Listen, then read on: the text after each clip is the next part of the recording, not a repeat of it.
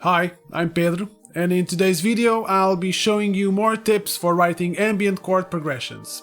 I have approached the creation of ambient chords in another video, but now I'm going to expand on some of those ideas and show you other creative ways for you to explore and try out in your music.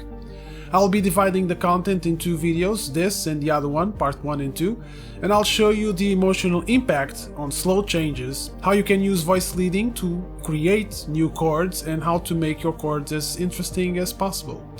Ready? Let's go! I'm just going to quickly mention some things that you should keep in mind while creating ambient chord progressions.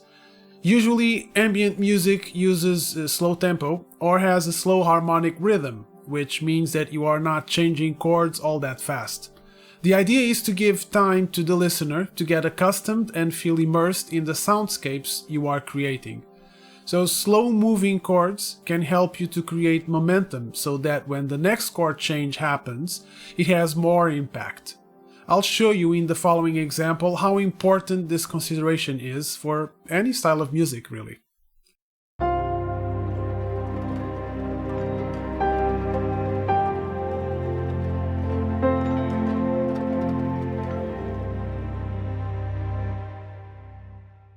Here we just went from C minor to F major. It sounds good, feels nice, but hear the impact you are able to make just by delaying the harmonic movement.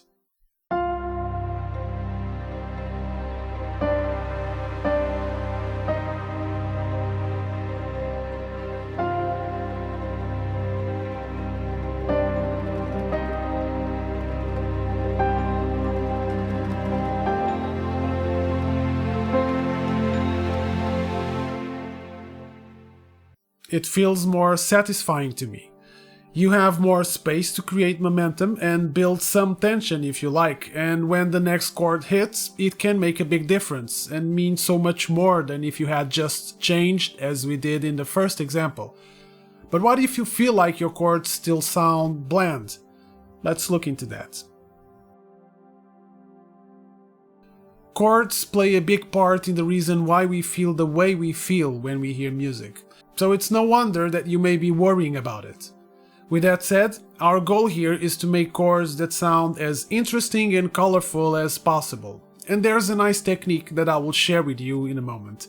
Now, a simple triad can feel a bit too rooted and definitive as to the type of vibe it gives away, so an interesting alternative is to explore suspended chords if you wish to avoid that major-minor vibe. Instead of C minor, you could use or try to use a sus2 or sus4 chord, like in this example.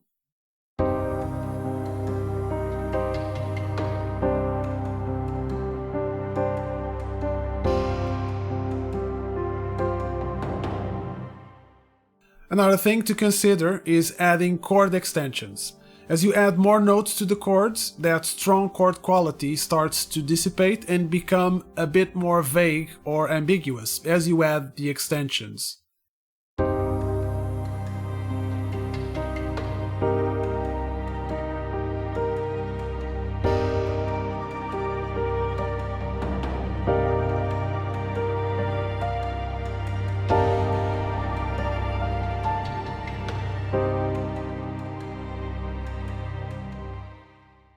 And on top of that, you can arrange the notes of these chords in other ways. One, because you may want to avoid unnecessary leaps and to have better voice leading between chords. And second, because if you arrange the notes of a chord in different ways, you get different sounds. Now let's stick to this D minor 11 chord. You can either arrange or stack its notes in third intervals. And it sounds nice, but probably too normal. You can also find a way to voice your chord in fourths, or mostly. Also sounds cool, a bit more modern and all. And now let's try to use mixed intervals. If you happen to prefer, let's say, the crunchy sound of seconds, try to voice your chord in a way where this interval predominates, like this. So Now you went through all this trouble just to find a good voicing for the first chord, and now you have to do the same for the rest of the chords. Sounds like a lot of work, right? And the answer is yes. So you are able to have some harmonic coherence. And the first tip I can give you at this point is to try and have the same amount of notes per chord throughout. This can be especially important for that technique I mentioned before. Let's say you have these 4 chords and that you adjusted the voices in the first chord in a way that you like.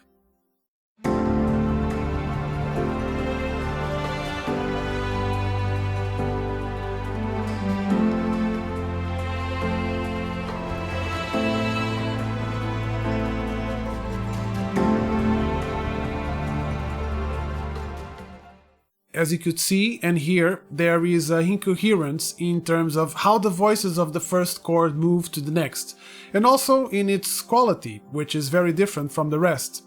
And what I'm going to do is to adjust the chord voicing so that we adhere to good voice leading practices, and try to use the same type of intervals that we used in the voicing of the first chord. What you'll hear next is the same 4 chords voiced in a similar way as the first one. And the result is this.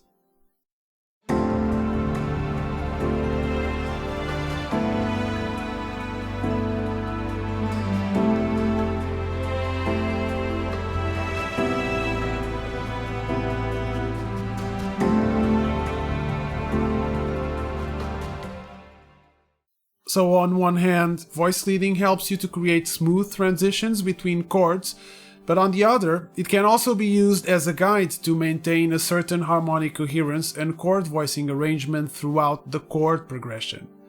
So create your first chord sounding as cool as possible, and then apply that voicing formula to the following chords using voice leading. And there is more that you can do with voice leading in mind. Let's check it out. Let's say that you decided the first chord you want to start with, and further along you also have an idea of the chord that you want to land on.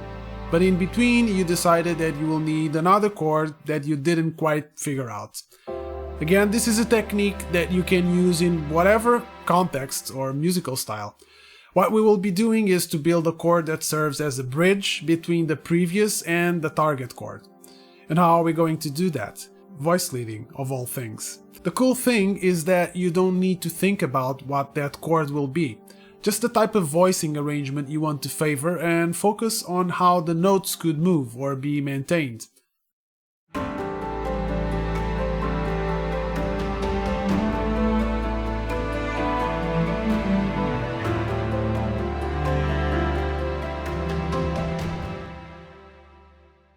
Here we have some notes that are maintained, while others move by step, half or whole. Also, the nice thing about this technique is that you don't even need to think in keys, as long as you are moving according to good voice leading principles.